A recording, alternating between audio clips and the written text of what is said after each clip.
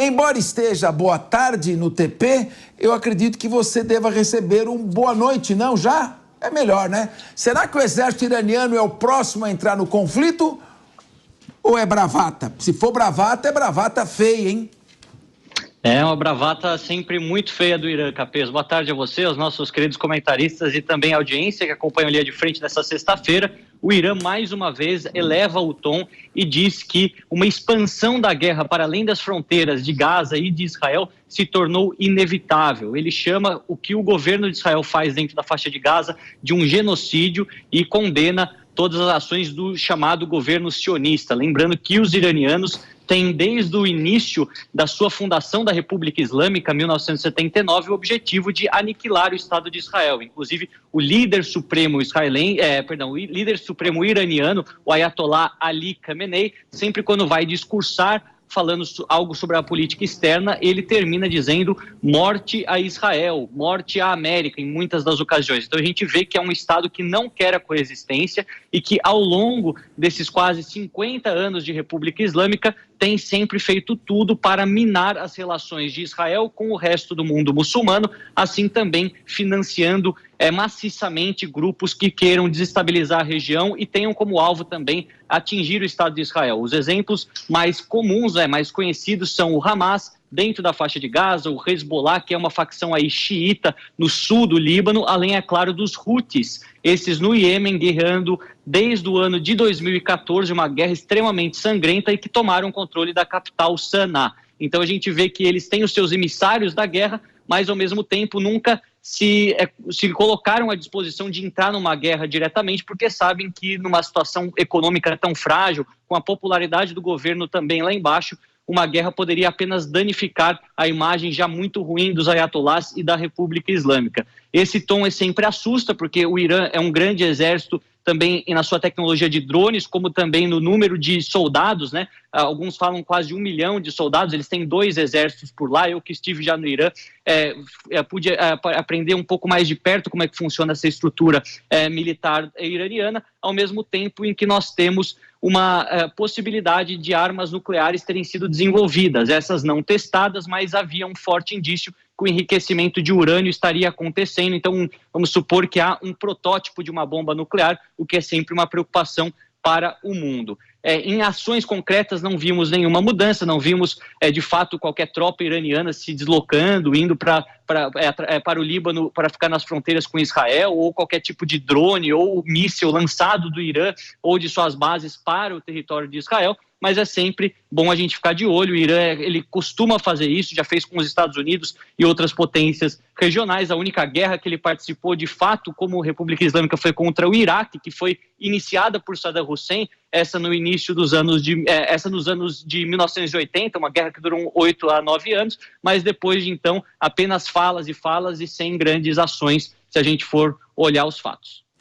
Luca Bassani, deixa eu falar, você, além de nosso correspondente internacional, particularmente eu considero um dos melhores comentaristas políticos e de geopolítica internacional que temos hoje no Brasil. Então eu quero aproveitar você para ouvir a sua opinião.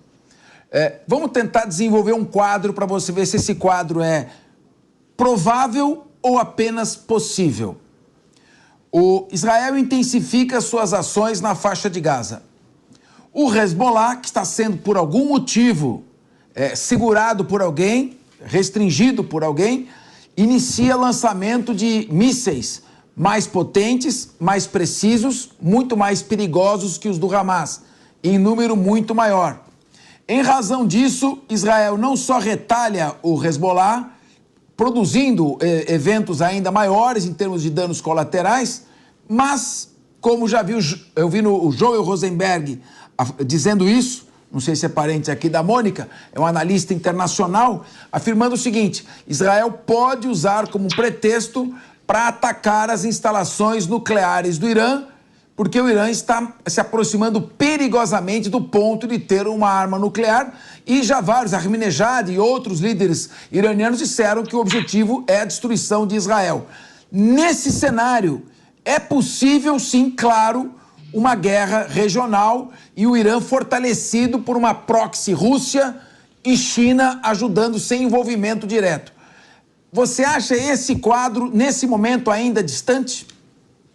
Olha, Capelo, acho que é importante fazer duas distinções. Desde a fundação do Estado de Israel, a gente teve várias rodadas das guerras árabes israelenses, que começam em 1948, temos a Guerra dos 6 Dias 67, Guerra do Yom Kippur 73 e as intifadas. Além, é claro, desses movimentos palestinos, principalmente através da OLP, a Organização pela Libertação da Palestina, também sempre guerreando com Israel. O Hezbollah, que é uma facção xiita que representa os interesses dos árabes xiitas no Líbano, mas é financiado pelos persas xiitas do Irã, nunca entrou em guerra com Israel para defender os palestinos. Sempre entrou nas guerras para os seus próprios interesses. Então, quando a gente tem, por exemplo, a invasão de Israel no Líbano em 82, ou até mesmo a famosa Guerra do Líbano em 2006, ela é o que eles chamam do primeiro conflito, né, com o primeiro confronto por procuração entre iranianos e israelenses. Então, se os militantes ou terroristas do Hezbollah vão querer entrar numa guerra para defender os palestinos,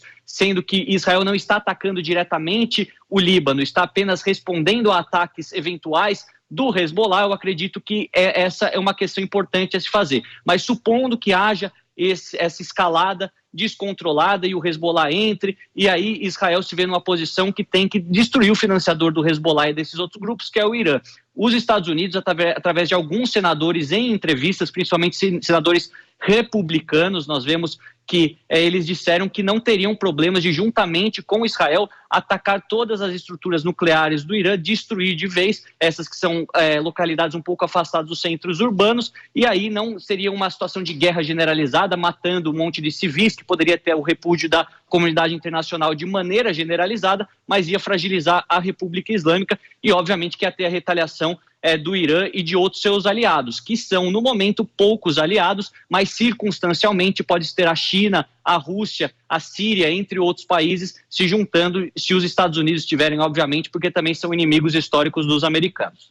Muito obrigado, Luca Bassani. Aqui no Linha de Frente, o debate mais técnico, profundo e substancioso sobre a guerra que se desenrola nesse momento no Oriente Médio.